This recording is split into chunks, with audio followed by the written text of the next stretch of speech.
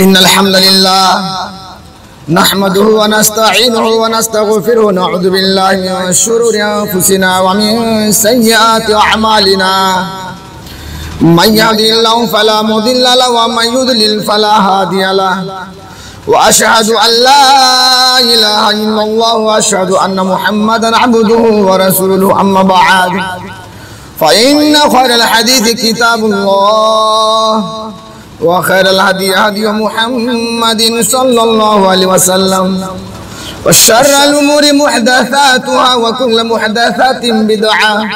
وكل بدعة ضلالة وكل ضلالة في النار. أعوذ بالله من الشيطان الرجيم. بسم الله الرحمن الرحيم. يا أيها الذين آمنوا اتقوا الله حق تقاته ولا تموتن إلا وأنتم مسلمون. يا أيها الناس اتقوا ربكم الذي خلقكم من نفس واحدة وخلق منها زوجها وبث منهما رجالا كثيرا ونساء واتقوا الله الذي تساءلون به والأرحام إن الله كان عليكم رقيبا. يا أيها الذين آمنوا اتقوا الله وقولوا قولا سديدا يصلح لكم أعمالكم ويغفر لكم ذنوبكم ومن يطع الله ورسوله فقد فاز فوزا عظيما. وقال الله تبارك وتعالى من ذا الذي يشفع عنده إلا بإذنه. اللهم صل على محمد وعلى آل محمد كما صليت على إبراهيم وعلى آل إبراهيم إنك حميد مجيد. اللهم بارك على محمد وعلى آل محمد كما باركت على إبراهيم وعلى آل إبراهيم إنك حميد مجيد. سب سے پہلے اللہ رب العالمین کی تعریف و توصیف، کبریائی و بڑائی اس وحدہ لا شریک کے لیے لائق و زیبا ہے جس نے کائنات کو بنایا اور کائنات میں رہنے بسنے والے جن و انس، چرند پرند، شجر و حجر، نباتات و جمادات کو اللہ سبحانہ وتعالی نے تخلیق کی. بعدہ آقا نامدار تاجدار مدینہ احمد مجتبی محمد مصطفیٰ صلی اللہ علیہ وسلم پر درود و سلام نازل ہو. اللہم صلی علی محمد وعلی آل محمد کما صلیت علی ابراہیم وعلی آل ابراہیم انکا حمید مجید. اللہم بارک علی محمد وعلی آل محمد کما بارکت علی ابراہیم وعلی آل ابراہیم انکا حمید مجید. محترم سامعین، میں نے آپ کے سامنے سورہ بقرہ کی ایک مختصر سی آیت کی تلاوت کی ہے جس میں اللہ سبحانہ وتعالی نے شفاعت کے سلسلے میں یعنی سفارش کرنے کے سلسلے میں ارشاد فرمایا کہ دنیا کے انسانوں تم عقل و دماغ کو ذرا کھولو کہ جس وہم میں مبتلا ہو،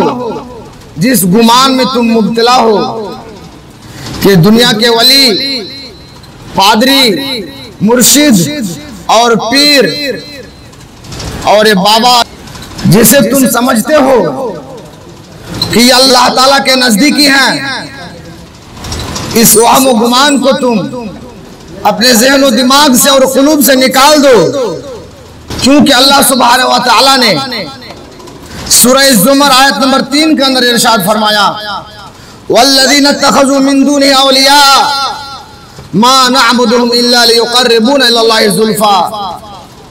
إِنَّ اللَّهَ يَحْكُمُ بَيْنَهُمْ فِيمَا هُمْ فِيهِ يَخْتَلِفُونَ إِنَّ اللَّهَ لَا يَهْدِي مَنْ هُوَ كَاذِبٌ كَفَّارٌ. جو لوگ اللہ کے علاوہ دنیا کے انسانوں کو اولیاء بنا رکھے ہیں، دوست سمجھ بیٹھے ہیں، ولی قرار دیتے ہیں اور یہ سوچتے ہیں ما نعبدهم الا ليقربونا الى الله زلفا، ہم ان کی عبادت، ان سے طلب اس لیے کرتے ہیں، ان سے اس لیے مرادیں مانگتے ہیں، نظر و نیاز اس لیے چڑھاتے ہیں چادریں اس لیے چڑھاتے ہیں، ان کے سامنے سرو سجود اس لیے ہوتے ہیں کہ یہ اللہ کے قریبی بندے ہیں، یہ اللہ کے نیکوکار بندوں میں شامل ہیں، یہ اللہ تک رسائی ہمارا کرائے گا۔ بغیر سیڑھی کے کوئی انسان اونچائی تک نہیں پہنچ سکتا۔ اسی طریقے سے ہماری بات بھی ڈائریکٹ اللہ سبحانہ وتعالیٰ نہیں سن سکتا، بلکہ یہ پیر اور مرشد، یہ بابا فقیر نہ جانے دنیا میں کس کس حالات کا سامنا کرنا پڑا اسے، اور نہ جانے کتنی برائیاں کی، اور نہ جانے ان کی عبادتوں کو اللہ سبحانہ وتعالیٰ قبول فرمایا یا نہیں فرمایا، ان کی نمازیں قبول ہوئی یا نہیں ہوئی، ان کے روزے قبول ہوئے یا نہیں ہوئے، ان کی دعاؤں کو اللہ تعالیٰ سنا یا نہیں سنا، بلکہ ہم اپنے وہن و گمان میں یہ سمجھ بیٹھے ہیں کہ یہ اللہ تعالیٰ کے قریبی بندے ہیں، اور تم کہاں بیٹھتے ہو لِيُقَرِّبُونَ إِلَى اللَّهِ زُلْفَىٰ إِنَّ اللَّهَ يَحْكُمُ بَيْنَهُمْ فِي مَا هُمْ فِيهِ يَخْتَلِفُونَ۔ اس کے متعلق تم جو اختلاف کر رہے ہو، اللہ سبحانہ وتعالیٰ حق انصاف والا ہے، وہ یہی انصاف کرے گا۔ اور سمجھ بیٹھو، سن لو انسانوں، ان اللہ لا یہدی من هو کاذب کفار، جس کے متعلق تم جھوٹ اور افترا پردازی کر رہے ہو کہ اللہ کا یہ محبوب بندہ ہے، بلکہ یہ کذاب ہے، یہ جھوٹا الزام ہے، اور یہ کفار یعنی ناشکرے میں سے تم ہو۔ اللہ سبحانہ وتعالیٰ نے دنیا کے پیر و مرید اور مرشد کے سلسلے میں اس آیت شریفہ کے اندر صاف کھلے لفظوں میں ارشاد فرما رہا ہے، جنہیں تم ولی سمجھ بیٹھے ہو وہ ولی نہیں ہیں، حقیقی ولی اللہ سبحانہ وتعالی ہے۔ جنہیں تم ولی سمجھتے ہو بلکہ تم کذاب ہو اور کفار ہو، یعنی تم ناشکرے بندوں میں ہو اور تم جھوٹے الزام لگاتے ہو اللہ تعالیٰ پر۔ آگے اللہ تعالیٰ نے ارشاد فرمایا سورہ انعام آیت نمبر 51 کے اندر، وَأَنذِرْ بِهِ الَّذِينَ يَخَافُونَ أَن يُحْشَرُوا إِلَىٰ رَبِّهِمْ۔ اللہ کے رسول صلی اللہ علیہ وسلم کو یہ ارشاد ہو رہا ہے کہ اے محمد صلی اللہ علیہ وسلم، آپ ان لوگوں کو ڈرائیے، الَّذِينَ يَخَافُونَ أَن يُحْشَرُوا إِلَىٰ رَبِّهِمْ، جو لوگ خوف کھاتے ہیں کہ کل قیامت کے دن ہمیں جمع کیا جائے گا، ہم جمع کیے جائیں گے، اور جمع کیے جانے کے دن ان کا نہ کوئی ولی ہوگا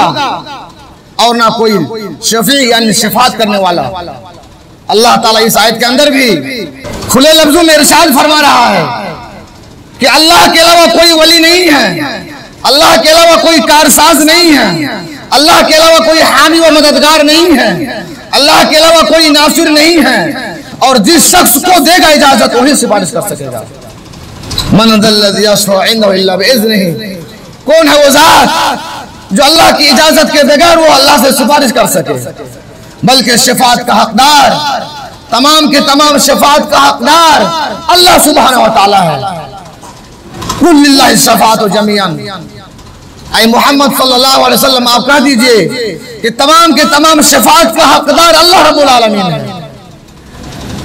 لہ ملک السماوات والارض، اسی کے لیے آسمان و زمین کی ملکیت ہے۔ شفاعت کا مالک جب اللہ رب العالمین سے ہوا تو بھلا بتلائیے یہ دنیا کے پیر ولی اور مرشد اور یہ بابا فقیر یہ کیسے ہمارا ولی ہو سکتا ہے؟ بلکہ اللہ رب العالمین دوسری جگہ ارشاد فرماتا ہے سورہ طٰہٰ کے اندر، یومئذ لا تنفع الشفاعۃ الا من اذن له الرحمن ورضی له قولا۔ اس دن یعنی قیامت کے دن کسی بھی شخص کو سفارش کرنے یعنی شفاعت کرنے کا حق اسی کو دیا جائے گا جو مشرک نہ ہو، موحد ہو، اور اسی شخص کی سفارش قبول کی جائے گی جو موحد ہو، توحید پرست ہو۔ محترم بھائیو، بلکہ شفاعت اس وقت کام نہیں آئے گی اگر آپ مشرک ہوں، شرک کی ہو دنیا میں۔ چنانچہ اس بات کی وضاحت کے لیے آپ اٹھائیے مسلم شریف کی روایت، امام مسلم رحمۃ اللہ علیہ نے کتاب الجنائز کے اندر لایا اس حدیث کو۔ راوی حدیث عبداللہ بن عباس رضی اللہ تعالیٰ عنہ وہ فرماتے ہیں اللہ کے رسول صلی اللہ علیہ وسلم نے ارشاد فرمایا، ما من رجل مسلم يموت فيقوم على جنازته 40 رجلا لا يشركون بالله شفعهم الله فيه۔ یعنی کوئی مسلم شخص کا جب انتقال ہو جاتا ہے اور ان کے نماز جنازہ میں 40 موحد توحید پرست مشرک نہ ہو، شرک کبھی زندگی میں نہ کیے ہو، توحید پرست انسان 40 آدمی ان کے جنازے میں شریک ہوں اور وہ اللہ رب العالمین سے اللہم اغفر لحینا ومیتنا وشاہدنا وغائبنا اللہم اغفر له ورحمه وعافی وعفو عنہ ورد کریں، پڑھیں، تو ایسے انسانوں کی سفارش کو اللہ رب العالمین قبول فرمائے گا، شفاعت کو قبول فرمائے گا، ان کی دعاؤں کو رد نہیں کرے گا۔ اس سے معلوم ہوا جس شخص کے متعلق آپ سفارش کر رہے ہیں تو سفارش کرنے والا شخص موحد ہونا چاہیے، توحید پرست ہونا چاہیے، شرک کی آلودگیوں سے پاک ہونا چاہیے۔ محترم بھائیو، جتنے بھی دنیا کے اندر انبیاء آئے تھے کہ اللہ سبحانہ وتعالی نے تمام انبیاء اکرام سے ارشاد فرمایا کہ اے انبیاء اکرام کی جماعت، تمہیں میں ایک آفر دے رہا ہوں کہ تم جو دعا ایک خاص دعا جو تم اللہ سے طلب کرو، مانگو اللہ سے، میں اس دعا کو قبول فرماؤں گا۔ تمام کے تمام انبیاء اکرام علیہم السلام اس دعا کو دنیا ہی کے اندر اللہ سے مانگ لیا، لیکن نبی اکرم صلی اللہ علیہ وسلم نے اس دعا کو محفوظ رکھا۔ امام مسلم رحمۃ اللہ علیہ نے کتاب الایمان کے اندر اور راوی حدیث ابو ہریرہ رضی اللہ تعالیٰ عنہ ہیں، وہ فرماتے ہیں اللہ کے رسول صلی اللہ علیہ وسلم نے ارشاد فرمایا لِكُلِّ نَبِيٍّ دَعْوَةٌ مُسْتَجَابَةٌ فَتَعَجَّلَ كُلُّ نَبِيٍّ دَعْوَتَهُ۔ ہر نبی کے لیے ایک دعا کا وقت آیا، تمام کے تمام انبیاء کرام نے اس دعا کو دنیا ہی کے اندر مانگ لیا۔ وَإِنِّي اخْتَبَعْتُ دَعْوَتِي شَفَاعَةً لِأُمَّتِي يَوْمَ الْقِيَامَةِ، اور محمد صلی اللہ علیہ وسلم فرماتے ہیں میں نے اس دعا کو بچا کر کے رکھا کہ قیامت کے دن میں اپنے امتوں کے سلسلے میں سفارش کروں گا دعاؤں کی شکل میں۔ تو محترم بھائیو، اللہ کے رسول صلی اللہ علیہ وسلم کی شفاعت، سفارش سب سے پہلے اللہ رب العالمین قبول فرمائے گا، اور شفاعت کا حقدار اللہ کے رسول صلی اللہ علیہ وسلم سب سے پہلے ہوں گے۔ چنانچہ امام ابن ماجہ رحمہ اللہ نے اپنی کتاب ابن ماجہ کتاب الزہد کے اندر حدیث کو لایا ہے۔ راوی حدیث حضرت ابو سعید خدری رضی اللہ تعالیٰ عنہ ہیں، وہ فرماتے ہیں اللہ کے رسول صلی اللہ علیہ وسلم نے ارشاد فرمایا انا سید ولد آدم وانا اول من تنشق الارض عنہ یوم القیامہ، بنی آدم کا میں سردار بنوں گا اور سب سے پہلے میری قبر پھٹے گی اور میں سب سے پہلے قبر سے اٹھوں گا، ولا فخر کے طور پر یہ بات میں نہیں کہہ رہا ہوں بلکہ حقیقت بیان کر رہا ہوں۔ اور وَلِوَاءُ الْحَمْدِ بِيَدِي، اور حمد اللہ تعالیٰ کی کبریائی و بڑائی بیان کرنے کا جھنڈا اللہ کے رسول صلی اللہ علیہ وسلم کے ہاتھ میں ہوں گے۔ وَأَنَا أَوَّلُ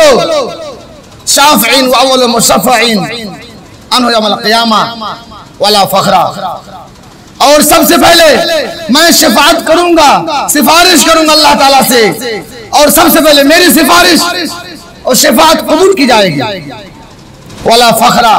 اور فخر کے طور پہ میں بیان نہیں کر رہا ہوں اس بات کو بلکہ حقیقتاً بیان کر رہا ہوں۔ محترم بھائیو، یہ نبی اکرم صلی اللہ علیہ وسلم جب سفارش کر چکے ہوں گے تو انبیاء اکرام اور مومنین اور فرشتوں کو اجازت ہوگی، اللہ رب العالمین اجازت دے گا کہ آپ لوگ بھی سفارش کیجئے۔ جس شخص کے متعلق شفاعت اور سفارش کرنے کا حق دیا جائے گا انہی کے سلسلے میں شفاعت کریں گے، اور جس شخص کو اجازت ملے گی وہی سفارش کریں گے۔ چنانچہ امام مسلم رحمۃ اللہ علیہ نے حدیث پاک کو صحیح مسلم کتاب الایمان کے اندر لایا ہے۔ راوی حدیث حضرت ابو سعید خدری رضی اللہ تعالیٰ عنہ ہیں، وہ فرماتے ہیں اللہ کے رسول صلی اللہ علیہ وسلم نے ارشاد فرمایا فَيَقُولُ اللَّهُ عَزَّ وَجَلَّ، اللہ سبحانہ وتعالی ارشاد فرمائے گا شفاعت الملائکہ وشفع النبیون وشفع المؤمنون، فرشتے سفارش کر چکے، اور مومنین سفارش کر چکے اور انبیاء اکرام سفارش کر چکے. وَلَمْ يَبْقَ إِلَّا أَرْحَمُ الرَّاحِمِينَ. صرف اللہ کی ذات باقی ہے سفارش کرنے کے متعلق. وَلَمْ يَبْقَ إِلَّا أَرْحَمُ الرَّاحِمِينَ فَيَقْبِضُ قَبْضَةً مِنَ النَّارِ. اللہ رب العالمین جہنم کے اندر ہاتھ کو ڈالے گا اور ڈالنے کے بعد ایک مٹھی نکالے گا جہنمی حضرات کو. من النار فیخرج منها لم يعملوا خیرا قط. پھر اللہ رب العالمین ان لوگوں کو جہنم کے اندر مٹھی ڈال کر کے ایک مٹھی نکال لے گا جو دنیا میں زندگی میں کبھی بھی نیک عمل نہ کیا ہو, ذرہ برابر بھی نیکی نہ کیا ہو, کسی طرح کا کوئی خیر کا پہلو ان کے پاس موجود نہ ہو. لم يعملوا خیرا قط, کبھی بھی زندگی میں نیکی نہ کیا ہو, بس صرف مانا ہو کہ اللہ ایک ہے اور محمد صلی اللہ علیہ وسلم اللہ کے رسول ہیں, صرف اسی بات کا اقرار کیا ہو, اس کے علاوہ زندگی میں کبھی کوئی نیکی نہ کی ہو. ایسے لوگوں کو اللہ سبحانہ وتعالی جہنم کے اندر ہاتھ ڈال کر کے ایک مٹھی نکالے گا. اب اللہ کا مٹھی کتنا بڑا اللہ رب العالمین ہی جانتا ہے. تو محترم بھائیو, بس صرف اتنا ہی نہیں, شہیدوں کو بھی اپنے قریبی رشتہ داروں میں سے 70 انسانوں کو سفارش اور شفاعت کا حق حاصل ہوگا. اللہ کے رسول صلی اللہ علیہ وسلم ارشاد فرماتے ہیں, راوی حدیث مقدام بن معدی کرب رضی اللہ تعالیٰ عنہ ہیں, وہ فرماتے ہیں اللہ کے رسول صلی اللہ علیہ وسلم نے ارشاد فرمایا, للشہید عند اللہ 6 خصال. شہید کے لیے اللہ تعالیٰ کے نزدیک 6 عادتیں 6 خصلتیں ہیں. 6 خصال. سب سے پہلے اللہ رب العالمین یغفر له فی اول دفعۃ من دمہ. جو لوگ راہ جہاد میں راہ سبیل اللہ کے راستے میں جہاد کرتے کرتے اللہ کی رضا جوئی کے لیے اللہ کو خوش کرنے کے واسطے جہاد کرتے کرتے شہید ہو گئے ہوں, ان کی روح پرواز ہوتے ہی ان کا خون زمین میں گرتے ہی یغفر له معاف کر دیا جاتے ہیں وہ. وَيُرَى مَقْعَدُ مِنَ الْجَنَّةِ, جنت میں ان کا مقام ان کی جگہ کو دکھا دیا جاتا ہے. وَيُجَارُ مِنْ عَذَابِ الْقَبْرِ, اور قبر کے عذاب سے اسے بچا لیا جاتا ہے. اور وَيَأْمُنُ مِنَ الْفَزَعِ الْأَكْبَرِ, اور بڑے دن کے گھبراہٹ سے وہ محفوظ و مامون رہے گا. وَيُحَلَّ حُلَّةَ الْإِيمَانِ, اور ان کے دلوں میں ایمان پیوست ہو جاتا ہے, پیوست کر دیا جاتا ہے. وَيُزَوَّجُ مِنَ الْحُورِ الْعِينِ, اور بڑی آنکھوں والی حوروں سے ان کی شادی کر دی جاتی ہے. اور وَيُشَفَّعُ فِي 70 إِنسَانٍ مِنْ أَقَارِبِهِ, اور ان کے قریبی رشتہ داروں میں سے 70 آدمیوں کے متعلق سفارش